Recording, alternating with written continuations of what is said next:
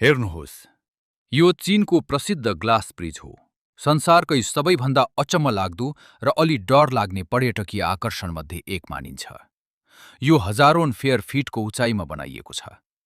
जब मानिसहरू यो पुलमा हिँड्छन्, डरले उनीहरूको अवस्था नै बिग्रिन्छ, किनकि यो पुल पुरै पारदर्शी सिसाबाट बनेको छ।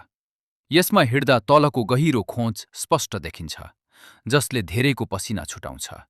यसमा विशेष प्रभाव पनि राखिएका छन्। त्यसमा पाइला टेक्ने बित्तिकै सिसा फुट्न थाले जस्तो आवाज र दृश्य देखिन्छ, जसले पहिलो पटक हिँड्नेहरूलाई झन डराउँछ। तर वास्तवमा यो सिसा अत्यन्तै बलियो छ। यसको मजबुती देखाउन यसमाथि गाडी समेत चलाएर परीक्षण गरिएको छ, ताकि सबैलाई यो पूर्ण रूपमा सुरक्षित भएको प्रमाणित गर्न सकियोस्।